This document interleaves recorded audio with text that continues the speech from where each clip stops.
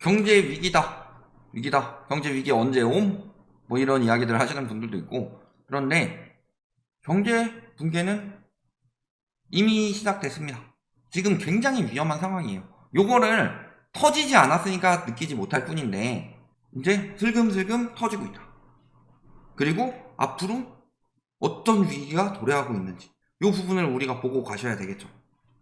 자, 일단 연체율이 빠르게 증가하고 있습니다. 우리 5대 시중은행 연체율 같은 경우가, 가계 같은 경우가 작년 7월에 저점으로 한 0.04 정도였는데 지금 0.08까지 2배로 올랐고, 물론 이게 별로 안심하다고 보이겠지만 생각보다 많은 게 감춰진 수치예요. 그 다음에 기업 같은 경우는 아예 0.11까지 올랐죠. 지금 가계부채는 정부에서 좀 눌러줬는데 금리를, 기업부채는 그렇게 거의 안 눌렸어요.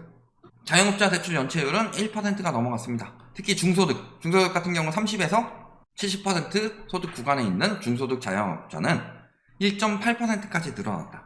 또 카드사, 현금 서비스나 카드론 연체율은 3%를 돌파하고 1%를 돌파해서 후반까지 갔다.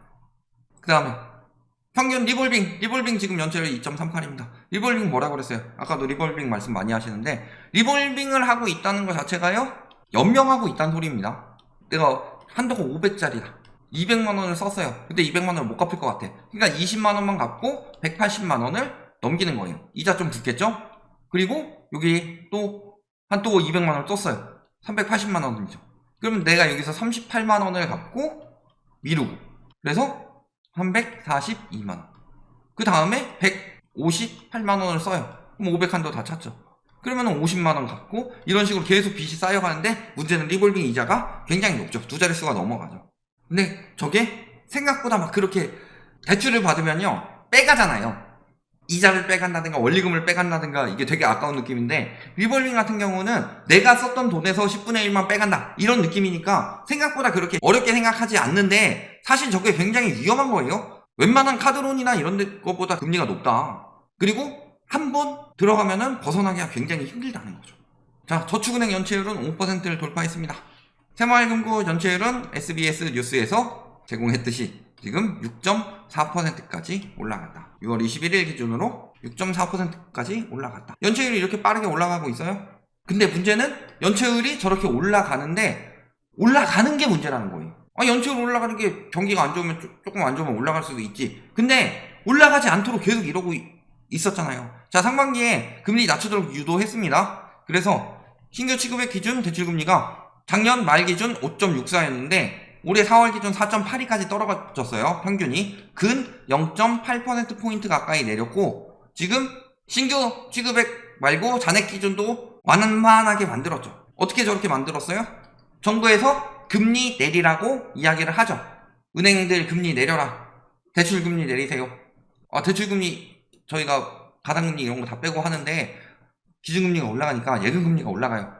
예금금리가 올라가서 자금 조달 비용이 올라가니까 대출금리도 조금씩 올라갈 수밖에 없습니다. 그럼 예금금리를 올리지 마세요. 그러면은 채권으로 물량이 좀 가가지고 수요들이 이동하면서 채권금리가 칠 텐데요, 레고랜드 사태 빵 터뜨리고, 그죠? 터져가지고 채권금리가 폭등을 하니까 은행채를 발행하지 마세요. 그럼 그래도 기준금리 올라가니까 국채금리 계속 올라갈 건데요, 국채금리 올라갈 거면은 한은이 사주세요. 자, 2021년, 2022년. 물론 문재인 정부 때, 윤석열 정부 때 한은에서 많이 매입을 했고, 또 올해도 5조 가량 매입했고 2월에도 한 3조 가량 매입했습니다. 그러니까 한은에서 지금 국채를 매입하면서 급등하는 금리를 막았다. 물론 이때는 뭐 금리가 급등했다기보다는 코로나 문제가 해결이 안 된 부분, 여기서 여기저기 갖다 쓰고 뭐 이런 건데, 지금 그 한은에서 국채를 매입하게 되면은 금리가 억제가 되죠. 이런 영향도 있고, 또 한은에서 국채 매입하면 금리 안 오르죠. 국채가 유통이 줄어드니까 공급이 줄어서 국채 금리가 떨어지니까. 그 다음에 안 터지게 조치하죠. 어떤 거? 연체율 터지게 생겼어요? 우리 특례 보금자리론 받읍시다. 최하단 3.25%까지 우리 DSR도 적용 안 해주는 특례 보금자리론 받으러 오세요. 그리고 최근에 대환 대출까지 합시다. 5천억 원을 돌파했고, 이걸로 연간 이자 규모는 100억 원 이상 절감된다. 이런 식으로 이자 절감해주고 뭐 해주고 국채 금리 낮추고 이거저거 다 했음에도 불구하고 연체율이 계속 올라가고 있다는 소리예요. 경기가 굉장히 안 좋다는 소리죠. 그나마 다행인 게 뭐냐? 이래도 지금 금리가 조금씩 올라가고 있죠. 은행채 많이 발행하고. 근데 그나마 다행인 점은 외국인들이 국채를 많이 사주고 있습니다. 지금 2021년, 22년에 비해서 이번 5월에 역대급으로 많이 보유를 늘렸죠. 그러면 외국인 수요가 증가하고 이들이 매입해서 공급이 줄어드니까 당연히 국채 가격이 올라가면서 금리가 떨어진다. 이 영향을 주고 있는데도 지금 조금씩 나오고 있는 거고, 우리나라에서 이제 국채 내부에서보다 외국인들이 많이 사주고 있다는 거죠. 지금 당장은 다행이겠죠. 지금 당장은 외국인들이 국채를 매입해줘가지고 금리가 튀지 않게 안정시켜주니까 다행이다 이렇게 느낄 텐데, 앞으로는 그렇지 않다. 우리 유로존 사태 혹시 기억하시는 분? 글로벌 금융위기 터지고 한 3년쯤 있다가 유로존 사태 터졌죠. 유로존 사태가 어떻게 터졌냐? 자, 미국에서 서브프라임 모기지 사태가 터졌죠. 서브프라임 모기지가 뭐예요? 영끌족이죠. 쉽게 우리나라 말로 해석하면 영끌족 사태가 터졌는데, 여기서 진짜 도구나 카우나 다 대출 받아가지고 샀어요. 집을 샀는데 집값이 떨어지기 시작하고 돈을 못 갚기 시작하니까 무너지면서 서브프라임 모기지들의 주택이 대량으로 경매로 넘어가게 되죠. 가격은 폭락하고. 그러면서 이게 리먼 브라더스 사태까지 번지게 되죠. 베어 스턴스, 리먼 브라더스 은행까지 무너진다. 중소은행사, 금융사들 무너지기 시작하면서. 그게 글로벌 금융위기로 번져가고, 글로벌 금융위기가 되면서 미국의 경기는 어마어마하게 침체가 되죠. 그러니까 여기서 미국에서 취한 조치가 뭐냐? 거의 제로금리까지 낮추고, 제로금리 가깝게까지 낮추고 경기를 부양을 한다. 근데 문제는 경기가 침체되면 미국에서 하는 짓이 뭐냐? 자금을 흡수하기 시작합니다. 주변국들에서 자금을 빼옵니다. 우리 IMF 때도 생각해 봅시다. IMF 어떻게 터졌다고 그랬어요? 미국에서 자금을 흡수하기 시작하면서 멕시코에서 터지고, 그 다음에 아르헨티나에서 터지고, 그게 동남아시아, 동아시아까지 번져서 우리나라 찍고 러시아까지 번졌다고 그랬죠. 그런 것처럼 경제 위기가 생겨나게 되면은 미국에서 자금을 흡수를 하기 시작합니다. 그때 직격탄을 맞은 곳이 어디다? 유럽이다. 유럽 중에서도 핵심적으로 피그스 이런 곳들을 중심으로 부실폭탄이 터졌죠. 이게 유로존 재정위기까지 번진 거예요. 유럽에서 자금이 빠져나간 거죠. 그러니까 내가 자꾸 킹오파 이야기하는데, 우리 킹오파에 하이데른이라는 캐릭터가 있습니다. 제가 굉장히 많이 했던 게임이라 그런 겁니다. 자, 이런 기술이 있습니다. 상대방 에너지를 뺏어서 자기 에너지를 채우는 기술인데, 미국이 이거를 시전을 한다는 거예요. 스톤 부린 거 하면서 빨아먹는데 그것처럼 미국은요, 항상 나라가 망하기 시작하면은 일단 미국이 굉장히 강대국이죠.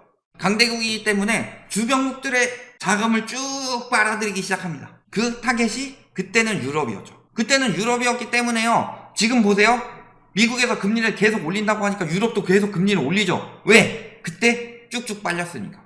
근데 문제는 우리나라죠. 우리나라는 2.25%까지 한미 금리차가 벌어질 가능성이 생긴다. 2.25까지 안 가더라도 2%포인트까지 차이는 날 수 있다. 왜냐면 3.75까지는 가능성을 열어뒀다거나 하니까. 그래서 다음 타겟, 자금이 빨려나갈 타겟은 어디냐? 우리나라도 결코 안전하지 않다는 거죠. 한미 금리차가 지금 굉장히 많이 벌어졌어요. 한미 금리차가 굉장히 많이 벌어졌는데도 환율이 어느 정도 버티는 이유, 크게 두 가지가 있죠. 그리고 미국 금리 인상은 2번은 확실히 할 거고, 확실히 한다고 파월이 말했죠.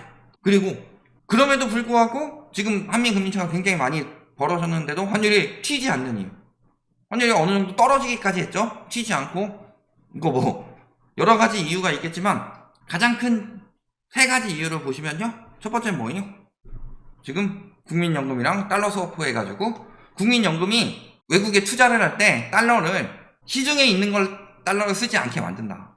그래서 시중에 있는 달러를 국민연금이 써버리면 달러가 귀해지면서 환율이 튀죠. 그거 못하게 막고, 그 다음에 외환보유고 풀고, 이런 상황에서 환율이 억제되니까 외국인들이 주식이든 채권이든 매입을 하고 있죠. 그래서 이게 수요가 어마어마하게 들어오면서 달러를 낮추고 억제하는 효과를 내고 있어요. 그러면은 만약에 미국에서 양털깎기를 시행한다, 그러면 어디부터 많이 빠질까요? 채권을 어마어마하게 산 나라에서 자금이 빠지게 되면은 그 나라의 채권 시장은 어떻게 될까요? 우리나라 채권 금리는 굉장히 눌러놨죠. 굉장히 눌려있는 금리고, 외국인들이 봤을 때 어때요? 금리가 눌려 있고 그러면 저 나라는 채권 가격이 뜨는 나라다 하니까 사놓고, 그 다음에 환율도 눌려 있지만 환율이 기이하게 낮아지니까 지금 들어가가지고 사고 있는 거죠. 근데 환율이 튀면은 손실이 어마어마해질 수 있죠. 그때 우르르 빠져나갈 수 있는 거예요. 환율을 억지로 눌러놓으니까 지금 외국인 수요들이 들어오는 건데 얼마나 더 버틸 수 있냐. 지금 국민연금에서 시중 달러도 못 쓰게 만드는 정도인데, 이런 것까지 확인해 보시면은 어때요? 지금 굉장히 위험한 상황이죠. 지금 굉장히 위험한 상황인데 이런 것들에 대해서 맨날 안전하다 위기는 없다, 우리나라는 괜찮다, 환율 계속 떨어질 것이다, 한미 금리차 벌어지더라도 괜찮다, 우리나라 주가는 계속 올라요, 상고하고입니다, 부동산도 오를 거예요, 코인도 오르지 않을까요, 은행들은 안전합니다, 다 이딴 이야기 나오고 있어요. 거기 관계자들은 당연히 안전하다고 하겠죠. 다 그런 식으로 이야기하는 거예요, 이해관계자들 중심으로. 근데 그렇다고 해서 지금 새어 나오는 것들이 막을 수는 없죠. 막을 수는 없는데 문제는 이거를 막기 위해서는 정부 재정이 많이 필요한데 정부 재정이 좋지가 않다. 4월까지 지금 재정 적자가 78% 수준, 45조 4천억 정도고, 요것도 코로나 위기 사업 요거 7조 줄여가지고 54조에서 여기서 7조 1천억 원 줄이고 뭐 여기서 8조 6천억 원 줄여서 만든 거기 때문에 사실은 4월에 돌파를 했다는 거죠. 4월에 돌파를 100% 넘게 돌파를 했을 건데 지금 코로나 사업까지 철수해 가면서 소상공인 손실 보상까지 철수해 가면서 만들고 있는 거다. 겨우겨우 재정을. 이거 가지고 뭘 해요? 그렇다고 기업이 돈이 있어요? 지금 뭐 수출 늘어났다 어쩌고 저쩌고 하고 있는데 조업 일수 기준으로. 자, 예를 들어서 5월에 작년 22년 5월보다 23년 5월에 수출이 늘어났다. 근데 요때는 20일이라고요. 요때는 한 3일 이랬어요. 근데 한 2% 늘어났어. 늘어난 거예요? 실질적으로 줄어든 거지. 3일 더 일했는데 2%밖에 안 늘어났으니까. 그게 조업일수 기준으로 수출을 봤더니 줄었더라. 무역적자는 지금 16억 달러, 뭐 6월 끝나면은 뭐 흑자 됩니다, 뭐 이런 식으로 이야기하는 곳들도 있지만 실질적으로는 아직 6월이 끝나지 않았죠. 결론이 나지 않았습니다. 20일까지는 16억 달러. 그래서 지금 16개월째 무역적자가 이어지고 있고, 누적 무역적자는 29억 4,400만 달러로 지난해 160억 5,300만 달러를 크게 넘어섰다. 기업도 국가도 돈이 없다. 기업도 국가도 돈이 없는데 기업 부채 연체율도 늘어나고 가계부채 연체율도 늘어나고, 이거를 정부에서 늘어나지 않도록 특례보금자리론 풀어주고 대환대출 풀어주고 국채 한은에서 사가지고 국채금리 떨어뜨려주고 은행에서 은행채 발행 못하게 만들고 예금금리 누르고 대출금리 누르고 별짓을 다 했는데도 이 상황인 거다. 여기서 뭐 하나 딱 터져봐라. 외국인 자본 쫙 빠지기 시작하면은 환율도 어마어마하게 칠 거예요. 그럴 때 그런 상황을 생각을 해보셔라. 그게 뭘 그렇게 부정적이냐, 뭘 그렇게 부정적인 게 아니라요, 그런 위험을 대비하지 않고 하는 경우가 어디 있어요. 예를 들어서 내가 밥집을 차리는데 사람들이 내 밥을 아무도 안 사 먹으면 어떡하지? 맛없다고? 그런 시장조사 하나도 안 해보고 하는 사람이 어디 있어요. 무턱대고 하는 사람이 어디 있어요. 그런 위험을 항상 생각을 하고 있어야 된다. 생각을 하고 있지 않으면 막상 그 일이 터졌을 때 대비할 수가 없다. 그런데 그 상황이 점점 더 가까워지고 있다. 저희가 이야기한 내용들이 하나 둘씩 터져 나오고 있죠. 그 부분 생각을 해보시면은 지금 한국 경제 붕괴 위기가 아니고 붕괴가 이미 조금씩 시작되고 있다. 이 부분을 생각을 하셔라. 여기까지 말씀드리겠습니다.